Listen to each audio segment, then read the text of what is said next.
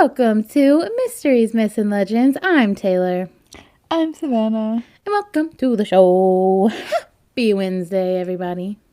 Happy October. Woo! Spooky month is finally here, guys. Mm-hmm. Yeah, and it's officially my birthday month. It's officially Savannah's month. It's officially Halloween for real now. Yeah. Yep. We get to, and also, like, I'm sort of celebrating my birthday, this happens every month, where it's like, or every October, where it's like, my birthday's not until the end of the month, so I get to celebrate the whole month. Yeah. Nice. See, yours, you don't really get that privilege. No, I get like one day, because my birthday is on the 1st of August, so... Yeah. It's fine. So then it's But just really, like, this year, I had like 2 solid weeks of birthday fun this year. Yeah, that's true. So that was fun. Also, we were just cooking dinner, and my hands, I just want everybody to know, smell, like, all I can smell right now is garlic, because I just chopped up some garlic. And I hate that for me. Yes, I washed my hands. No, it did not help. Yeah. It never sometimes, does. Yeah, you just can't get that out. You can't. But it'll be worth it in the end. Also, so, as you all know, we record these far ahead of time. So, as we are recording right now, Hurricane Ian is about to hit me and Savannah in a couple hours, probably. So, we have been hurricane prepping all evening. I had to deconstruct my trampoline. So, that was fun in the pouring down rain. Yeah. But hopefully it doesn't hit too bad. But, just got to be prepared in case it does. Yeah, I didn't really have that much stuff I had to get ready for this storm. I don't know. I'm hoping it's just like a normal storm. Yeah, for sure. With like a little extra wind or something. I don't know. For sure. They're just like, I live really close to the ocean. Yeah. And they're saying that there could be like 4 to 6 feet of storm surge. So if it floods that much, that's not good for me. Yeah, I mean, I'm trying not to be too scared. Me too. I'm trying. Like schools are canceled tomorrow. Yeah. Like... Yeah. I know. I'm still debating on if I'm going to work or not. Yeah. Luckily, I work from home, so not unluckily. Luckily and unluckily, because I have to work tomorrow. But yeah. Well, I mean, if I go to work, it's like a 30-minute drive. Honestly, you should maybe not go to work. See, that's what I'm kind of thinking. Because I was supposed to drive to Winston tomorrow, and I don't want to drive in the middle of the hurricane. So yeah. Exactly. And I know in the morning it probably will be fine. But then I'm worried about driving home. Mm-hmm. Yeah. That's the worry. Because that's when it's really going to be bad. Like, I could leave early, but it's like, what time is this all going to start, Yeah. And we literally don't even know. That's the worst part about it. Because, like, you don't know. Anything can change in, like, the matter of seconds with a hurricane. Yeah. So, it's just a little stressful. I think you're convincing me that maybe I should just stay home. Yeah. I think that you should genuinely. Just because, like, you'd rather be safe than sorry. Honestly. Yeah. Anyways, and I almost brought my laptop home too. And I didn't because I was like, well, what if I lose power at home that I wouldn't even be able to work anyway? Well, that's very true. That's very true. So. Adult problems, I feel like. Yeah. Wow. Like home owners, like issues. Like protecting your home. Yeah, it's new. Scary. It's new and it's scary. It's so scary. Like, I'm not trying to lose my roof.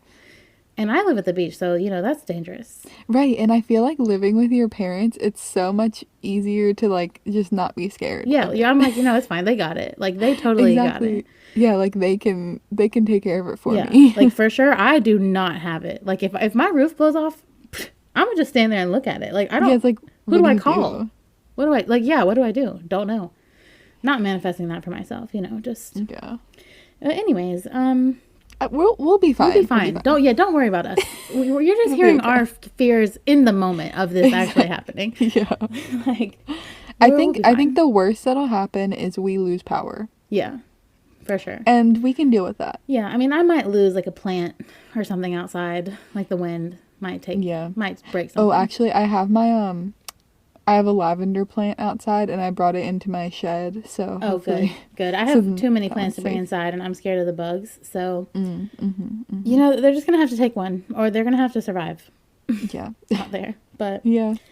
Anyways, aside from the hurricane talk, rate and review us on Apple Podcasts and Spotify, please, and thank you.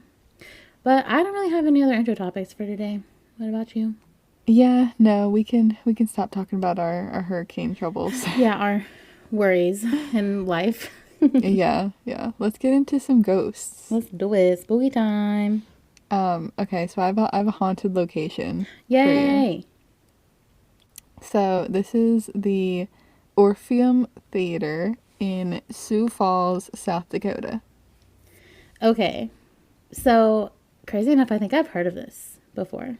Oh, really? I think. Interesting. Um, it is historic, and haunted. So there's Perfect. We love that. that. They hosted concerts and theater productions since 1913 when they had, I think they first opened then. I might be making that up. I think in 1913, yeah. Yeah. And one source said that it seats up to 1,000 people, and another source said 688. So I'm not really sure. Yeah. And then on the theater's website, it says that they have 686 seats. Okay. And like a separate theater room with room for 450 more people. So. Okay, so total 1,000. So the two spaces are connected by a lobby and concessions area. Ooh. And they also have an outdoor patio. So that's kind of Fancy. cool. So like you can kind of picture this area. It's just like it's a nice theater, with a good amount of space, you know. Yeah. Sounds bougie. No, it definitely is bougie. When I continue to tell you more about it, yeah, it's pretty bougie. It was actually constructed to house vaudeville shows. So do you know what that is? Yeah. But Okay. explain it for those who don't. Yeah. So like I didn't really know what that meant. Like I think we might have talked about that before. Yeah, I think maybe. Maybe. But like I like had to look it up because I was like I really don't know what this is supposed to mean. But basically vaudeville shows are like a variety of different shows, like live acts. And I like looked up videos, and they're kind of cool to watch because they're just like these like old videos of people doing stuff, and it's like, okay, so one of the big categories in vaudeville shows would be like animals doing tricks, which is like, you know, now we have like laws in place and stuff that allow like that, you know, you have to treat these animals right, and you can't really put them on display like this anymore. Thank God. You know? We have those rules today, yeah. No, honestly. Because some of the things, it was kind of cool watching, but also at the same time I was like, this could not happen today. Oh, no. There was a monkey that was riding a bike. Okay, maybe that would happen today. See, I mean, I don't know. And then they had a dog jumping rope with like one person on one end of the jump rope, like spinning it, and then the other end was the monkey spinning it. And then a dog jumping. Honestly, vaudeville shows are just America's Got Talent, like today. See, honestly, a little bit. They also had an elephant on the stage in the show that I watched. Wow. Yeah. And it was like doing random things, like ringing a bell. They made it dance. That's so cute. I feel so bad because I went to circuses when I was little, and now I just feel bad for even going. But like, I love going to meet the elephants. Oh, I know. Yeah. Yeah, I mean, I went to the circus and stuff too, but that was just like, you know, it's in like preschool and stuff. You can't really. For sure. Yeah, it doesn't count. Your parents, yeah, it doesn't count. They bring you to it. Yeah. I don't even know if they still do that. No, they like don't. The elephants They stuff? don't. No. Yeah. And I'm pretty sure with like these vaudeville acts, like they're not, like the audience is close to the stage. Oh God, you know? it's just danger all around. Yeah, exactly. For everyone and anything involved. Exactly. So besides the like animals doing tricks, there's also like physical acts, like there was in the one that I was watching, there's like a man got on the stage and was like flexing his muscles. Typical. And yeah, like I think he did like a backflip too. Oh, okay, wow. cool. There's like magicians and like random comedy acts. Love those two things. Like more like physical comedy though, like people like running around Like doing falling. things funny. Yeah, I guess so. And there was also like imagine a set and there's like some doors that you can open on the set and they're just like running through them. Yeah. I don't know, Yeah, doing yeah, like yeah. comedy things I can with picture it, yeah. yeah, with like props and stuff. Mm-hmm.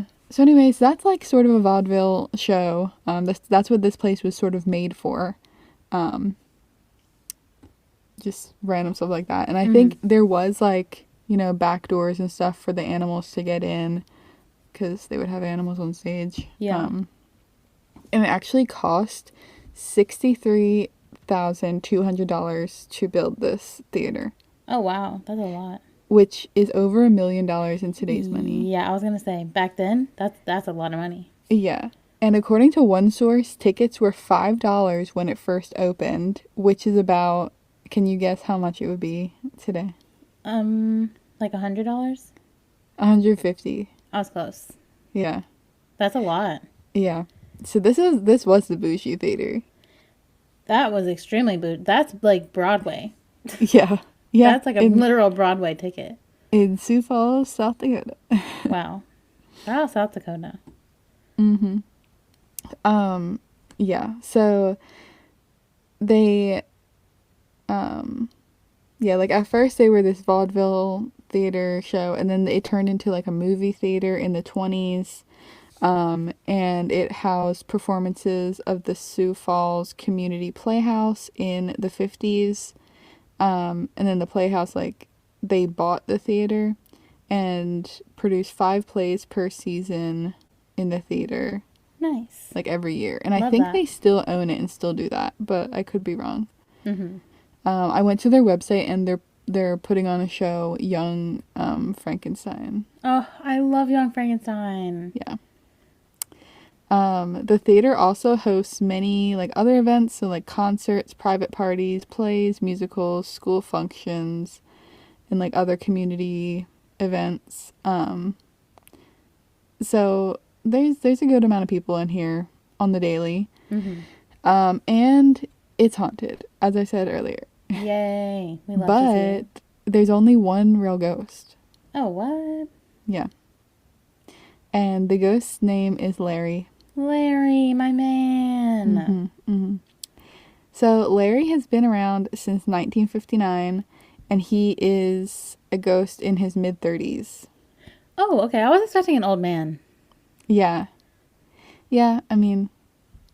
Okay, Larry. I still, like, even though I say mid-30s, I still kind of imagine... An old man, yeah.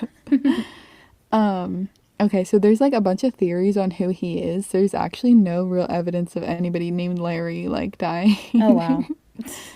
Or, like, nobody's really looked into it, I guess. But there's, like, theories of who this guy was. Ooh. So,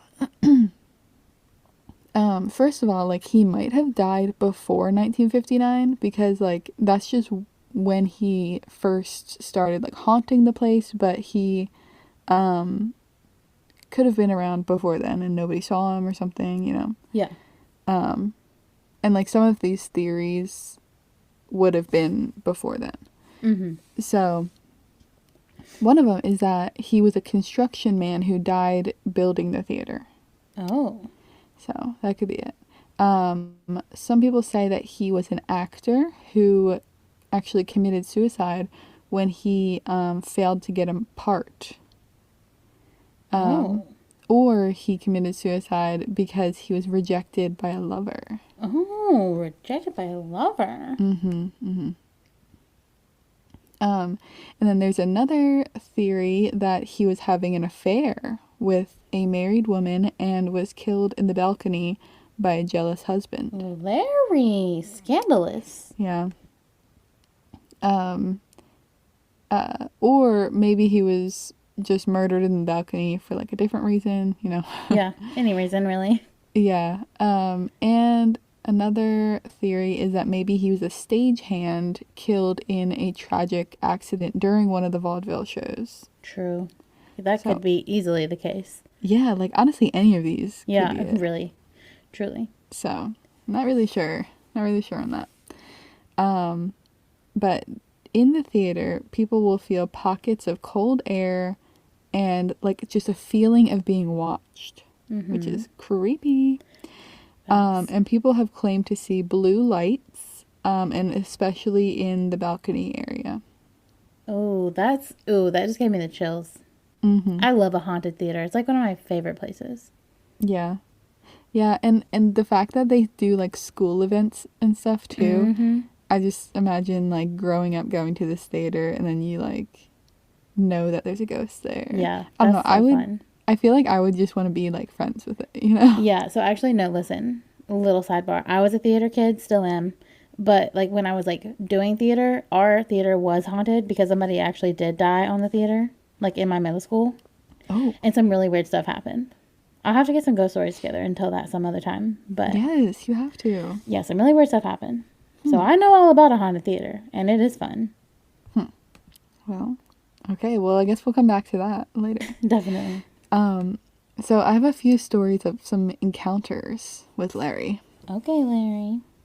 So this first one is about Larry and Ray. So one night in October of 1959, an actor named Ray was alone in the theater rehearsing for an upcoming play. His script called for him to look up at the balcony. So he looked up and he saw a growing, pulsating blue light. Ew. Yeah, with a male apparition in the center. Oh, that's so scary. And see, it gets even scarier.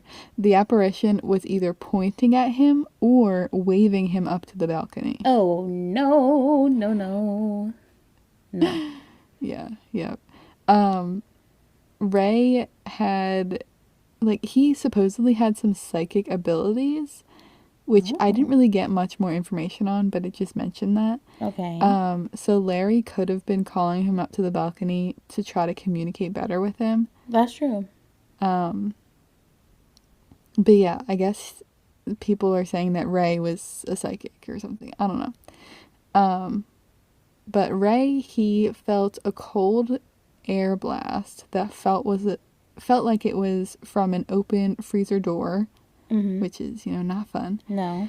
I mean, maybe someone just opened the door because it was October, Yeah. It could have been cold air from Yeah, outside. definitely. But also could have been a ghost. Ray left immediately after this and locked the door. Me, Ray. Honestly, that is so me. And Larry, he felt like he was rejected. Oh, Larry. Yeah. He was just scared. He got mad though. Larry, calm down. The next day, all the fuses were blown. Oh my God, he got so mad. Yeah, in the theater, even though they were newly wired too. So it's not good. Larry, calm down, man. Yeah, it gets a little bit worse too. So there was a sandbags in the theater, Yep. I feel like you always see those in movies and stuff to like falling. raise the curtains and stuff. Yeah. But anyways, a sandbag from the stage fell on Ray. Oh my God, Ray. It fell once during dress rehearsal and during opening night. Are you serious? That's no coincidence. I'm so sorry. That's no coincidence. I know. And it knocked Ray out both times. Oh my God. Yeah, they are really heavy. Yeah, and like the stage crew had took precautions and it still fell and hit him. Wow. That's Larry, calm down. Ray did not do that on purpose. Right. Like, I don't know what his problem is. He's angry, man. Yeah. Yeah, I don't know. Whenever they say like, oh, they took precautions and then it still happened, it's just like, it's a little fishy. And it happened twice, both times to Ray. That's not a coincidence. Yeah, that's true. We do have another encounter story that I can get into. So, this is about Larry and Jack. So, in 1972, so a little bit later, a few years after this first encounter, he was a technical director getting the theater stage ready for a children's production that was going to start rehearsals the next day.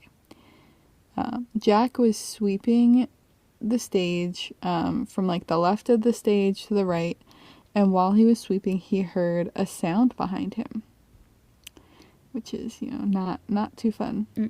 Nope. When you think you're in an empty theater. Nope. So he looked behind him and saw a picture. It was the size of a postage stamp, though, of an old man who looked to be from the late 1890s. Okay. In his 30s. Okay. And he had a beard and rosy cheeks. Hi, Larry. A picture the size of a stamp. Was it floating mid-air? Or like, what No, does he mean? I think it was just on the ground. Oh, okay. But I don't know why it was so small. Maybe it was like something he kept in his wallet. Yeah, maybe.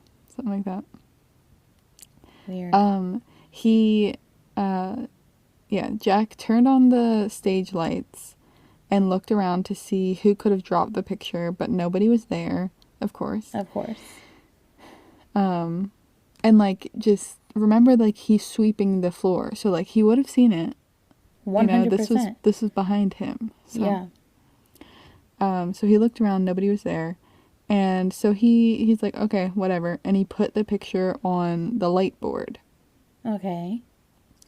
And then he felt a cloud of like coldness settle over him. Mm-hmm. And then he left the building feeling pretty spooked. Literally, I'm freaked out. And I'm nowhere near South Dakota. Yeah. Nor the Orpheum. Yeah. And nobody knows who the man in the picture is, but most people assume it's a picture of Larry. Wait, is it still there, the picture? Actually, it was on the light board for a while, but then it mysteriously disappeared. He wanted it back. Yeah. I know, he's like, this is the only picture I have of myself. Right, guys. he was like, stop hogging it. I wanted to show you what I look like. Stop hogging it. Yeah. So the theater is still haunted to this day, but contact with Larry is pretty rare. No, Larry, come out and play. He's like, Taylor, I'm tired. Okay, it's been so long. Right, exactly. Like, all he wants to do is sit back and relax and watch these plays, you know? Honestly, Larry, I feel the same way. Yeah, honestly, I feel like you would haunt a theater. 100%. If I you can just watch all the plays. Listen, if I could haunt a theater, that's my dream. That is my actual dream. That would be fun, honestly. It would be so fun. You get to watch the plays and all the like the rehearsals, the drama. The drama. You could mess with people in the audience. Have all these fun stories. Too. Like, it's giving Phantom of the Opera. And that's why I love it so much. Yeah, definitely. Okay, well, I mean, that's it with Larry there. Larry. Yeah. I wish I had Larry's... I was going to say I wish I had Larry's life, but he's not alive. So. Right. And he doesn't seem to be that active either. Wait, so is the Orpheum still open as a theater today, like a movie theater? Or what kind of theater is it open as today? They do plays. Can we please just one day go? I'm trying to talk to Larry. That's so far. I mean, maybe we could go. But like, okay, so here's what my justification. Isn't the Mount Rushmore in South Dakota? God, I don't know why I even asked you that question. I think that it is, though. And I think that might be the one. Both of ourselves. I think that might be the one geographical thing that I know. And now I'm doubting myself, but I'm pretty sure it's in South Dakota. So I think that we should, because I've also always wanted to see Mount Rushmore. So I think that we should go. It is. Okay, you're right. Yeah, you're right. I know. It's in South Dakota. Look at me. I'm suddenly a geography whiz. What can I say? I love that. Well, I would love to go see a play there. Also, the Orpheum. Wait. I know exactly where I've heard of the Orpheum before. The That's so funny. It just came back to me. Okay. Is it Scooby-Doo again? It's not Scooby-Doo. It's not Scooby-Doo for once. It's actually the new Pretty Little Liars Original Sin show. Oh my god. And now that I think about it, I think that they based the Orpheum in the show off of the real Orpheum. Because it's a movie, it's like a movie theater / play theater. And like one of the girls worked there. So, I love that. Maybe they did. That's interesting. I was wondering where I heard it. I just like, I knew. Yeah. But wow. Well, I love that. And I can't wait to see pictures of it too. Because I bet it's still bougie. Very bougie. Well, switching gears a little bit, I guess, into my story. I promise I'm going to take a break from cryptids after this week. But I just had to do one more.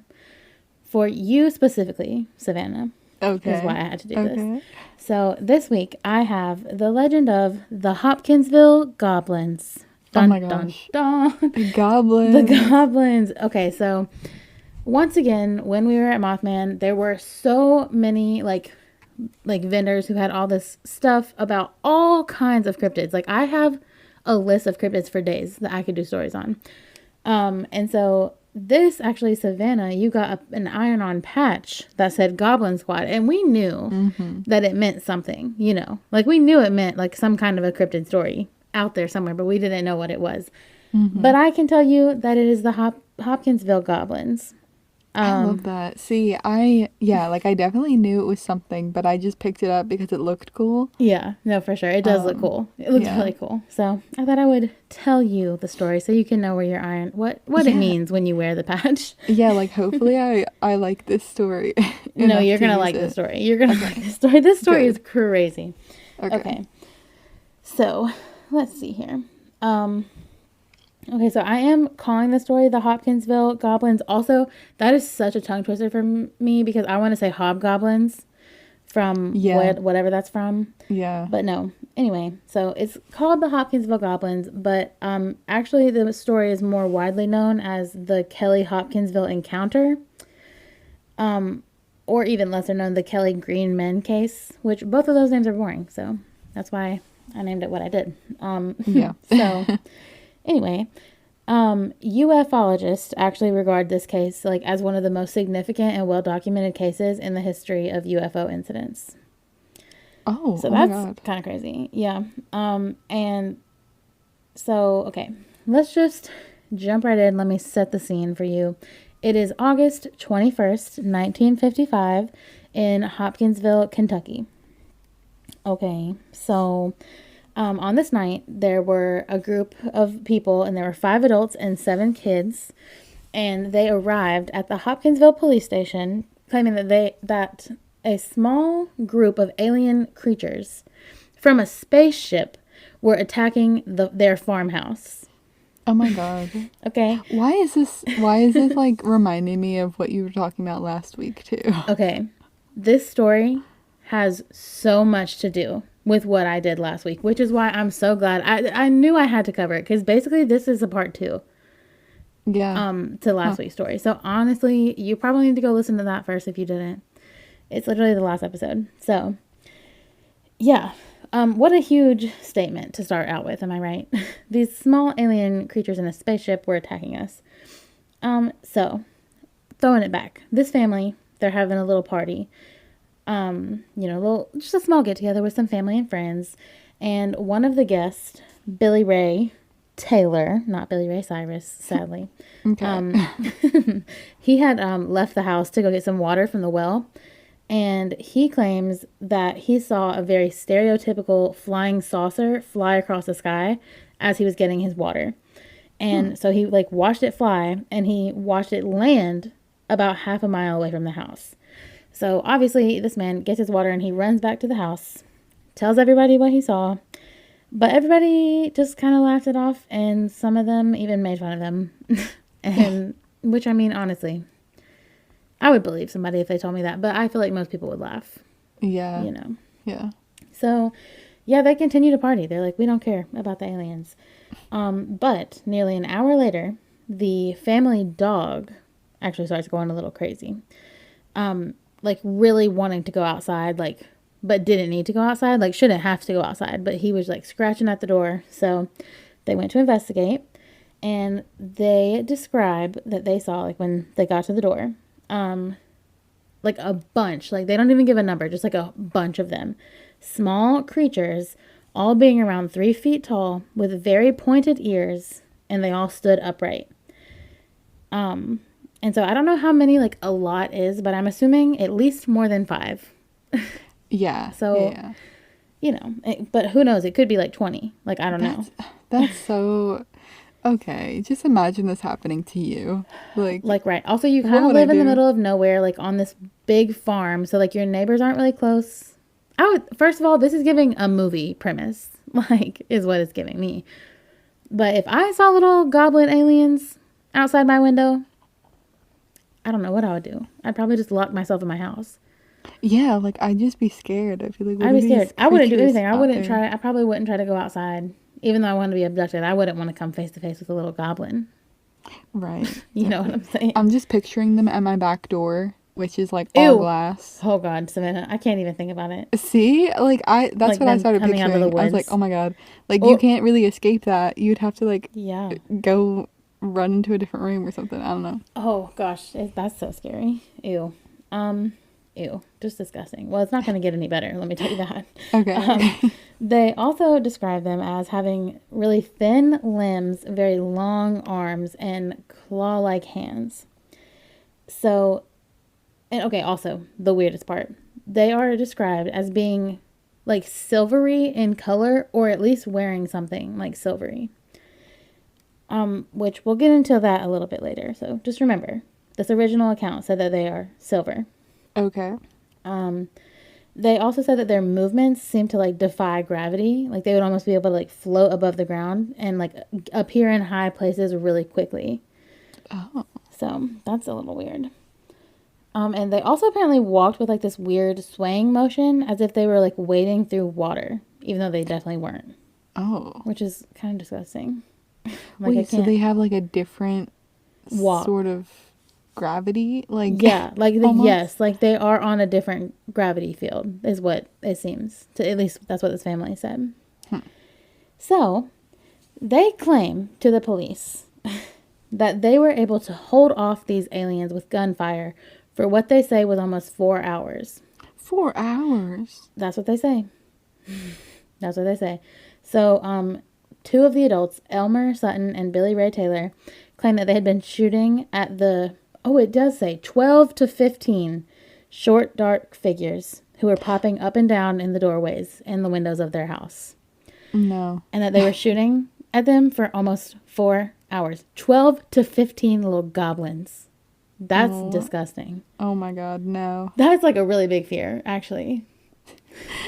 Your new fear is just goblins. Like, I didn't really think about a goblin like that. But I don't like the thought of like something that little, because I feel like they can like run around me quicker, you know what I'm saying? Like they can pull, especially because they have like a different gravity field. It's even worse. Yeah, that's true. Even worse.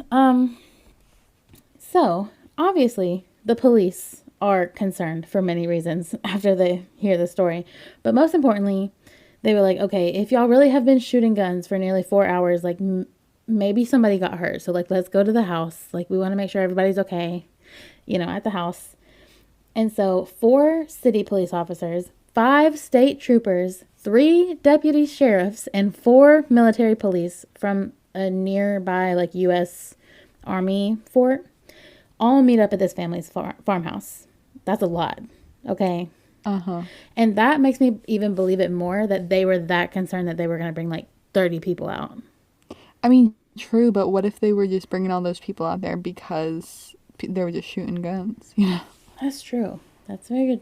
But like, would they? But would they? That's not, especially because like they live on a farm. I feel like this, like it's in Kentucky. I feel like they don't care if they're shooting guns. Yeah, I guess you're right. I mean, but like for that long. Yeah, well, yeah, that's definitely concerning. But I would think maybe more like bring ambulances more than police officers. But who knows? So anyway, yeah, they meet up at this farmhouse, which is in the town of Kelly, Kentucky. And they did a very intensive search of the property. But the only evidence they could find were like the hundreds and hundreds of bullet holes made in the house and around the house and in the trees around the house. Like, just everywhere. Bullet holes and bullets and casings everywhere. That's just crazy. But no sign of anything else. No evidence of anything else. So the officers chalked it up to the family being crazy. They were like, honestly, there was a party. Like, maybe y'all were drinking. You just, like, thought you saw some little goblins. I don't know. They were like, whatever. So the next day after the incident, the neighbors of the family, so they did have neighbors, but they, you know, they were a little far. But the neighbors of the family actually went to the police. Well, they didn't go to the police. The police came there to, like, you know, check up on the family, make sure they were okay. And when they didn't get anybody at the door, that's when they went to the neighbors. And they told them that the family had packed up and left for good when the creatures had returned to their house at 3:30 a.m. that morning. What? And they moved. They left. What? They left permanently. Okay. How did the neighbors know? They were just awake? Well, I assume that they told them. Yeah. Okay. Like, or like they watched them, like, you know, move their stuff out and then went over to ask. Listen. Wait, so they didn't even just get up and leave. They packed their stuff? Yeah, they packed, I guess, the, like, necessities and left at 3:30 a.m. What? Yeah. Yeah. So, I don't know. That's scary. Like, that's, like, that, it really scared them that much. This family's claims, it got a lot of coverage, like, in local and even national news at the time. And early articles went along fully with the family's story, right? Describe them just as the family does. But as the story grew and grew, people kind of, like, morphed the story as they do, you know? And because people were theorizing that these, instead of, like, goblins or whatever, people were like, these are aliens. And because, like, the typical alien, like, features at the time was, like, a green man, they started calling them the green men, even though they were never green. The family said that they were silver/gray, which is, like, a typical alien that we know now, you know, but this was a long time ago. So even though, like, the whole story and everybody pretty much in the world calls them, like, the green goblins, and I also think that your patch even is a green goblin. Yeah, it is. Yeah, but actually they're gray. So see, okay. Gray aliens, if we go to gray aliens. Yeah. They're, like, tall. Yeah, like, they're tall and, like, thin, right? And these guys are, like, short. Yeah, so I actually think that this is, like, a different kind of alien. Because these are not actually gray. They said that they are silvery metallic. Okay, well. So, like, I just called gray just because, you know, they're not green. They're more gray than green. But yeah, I think it's a different species of alien, personally, me. But now for some explanations as to what they could be, if not aliens or goblins. Some psychologists named Rodney Schmaltz and Scott Linenfield cite the event as an example of pseudoscience and an extraordinary claim. So these scientists seem to believe that the adults, like, may have just been intoxicated and thinking they saw something, and once the kids heard about it, they took it and ran, if you know what I mean. They, like, kind of caused this, like, once one person said something, it kind of caused this, like, group hysteria within them. And so that's what, like, psychologists believe happened. But I don't know, because, I mean, listen, we've been drunk. Never have I ever thought I've seen goblins and then proceeded to shoot all around my house for 4 hours. I mean, yeah, you're right. Like, they must have not been drinking alcohol if that's what they were drinking. They were on something. Something I never witnessed now. So, you know, I don't really know if I believe that story that much. Like, maybe. Yeah, I don't know about that one. Right. So, last week in the Flatwoods Monster episode, I talked about this guy named Joe Nickel who works for the Committee for Skeptical Inquiry. And basically he said that the Flatwoods Monster was an owl. And that was his, you know, statement over that if you didn't listen to it. Well, Joe studied this case and he claims that the family could have misidentified a great horned owl instead. Okay, why was there 10 to 12 of them? Like, what? That's what I'm saying. Actually, it was 12 to 15 of them. Okay, yeah. And So is he saying that it's one owl and they're just thinking they're seeing 12 to 15? Or is he saying that there's 12 to 15 owls? Because I would maybe believe one. But also, I just think people know what an owl looks like. You know what I'm saying? Like, yeah. I just feel like we've been talking about owls. Like, you can, even if it's a big owl, it still looks like an owl. Do you understand what I'm saying? And, like, having that many owls is concerning. Right. For sure. Like, that's a problem. If it is owls, that's a problem. Yeah, it's like, it's still weird. So, I mean... Regardless. Right. So this man, you know, he just loves to claim that every single answer is just owl. Yeah, owl is the answer to life. He's just really into owls. Yeah, he really does. So French ufologist Renaud Leclerc, hopefully, I don't know, I doubt I said that right, but he also argued that the best explanation is the great horned owl, because the way that they move is like extremely quickly, and he's like, basically the only evidence that proves that it is an owl is the fact that it was like appearing in very high up places very quickly, and apparently that's something that the great horned owl does. But that still doesn't explain, like, if we're talking about 1 or 12 to 15 of them, you know? Mm-hmm. Like, I just don't understand. So what is also interesting about this is that Project Blue Book agents were called out to investigate the situation, just as they were the Flatwoods Monster situation. And they determined that this entire case was a hoax and that the family was just lying for fame. And I'm like, okay, government, that's exactly what you would say if you found aliens. You know what I'm saying? See, Project Blue Book is the alien project, in case you missed last week or any other time we've talked about it. So, in my opinion, they would say that if it was or wasn't aliens. So, like, we can't trust what they say at all. Yeah, they would say that either way. Exactly. But also, like, why would they move just for fame? Right? That's what I'm saying. They, like, moved their whole life. Like, they are gone. They were gone. And they didn't want to talk about it. And, like, they did not do it for fame, okay? They just simply did not. Plus, there was a lot. It wasn't just a family. It was a family and, like, a bunch of different friends. So, like, if it was a family, like, maybe I would believe it's a hoax. But I'm sure they weren't just sitting around at this family dinner being like, all right, let's pull a hoax on this town. Let's Goblins. You know what I'm saying? Right. Like, that's such a weird thing to make up. Yeah. I mean, people do it, I guess. I guess. You can always, like, I don't know. It's not impossible, but. Exactly. So, now there is one theory, okay, about, like, what these goblins could really be. And it is truly... Okay. It's truly so out there, but it's so fun, so I just really wanted to tell you about it. And now that I am thinking about this, it is such a funny way that our stories are going to connect this week. Okay. As they always do. You'll see. So, some people believe that these quote-unquote goblins were actually circus monkeys that were wearing leotards. What? What are the odds, first of all, that you would talk about circus monkeys and I would also talk about circus monkeys? Yeah, no, that is funny. That's weird. But yeah, so they thought that maybe instead of goblins, these are monkeys in leotards. So there were rumors that on the same night, close by, there was a circus going on and that allegedly some monkeys had escaped.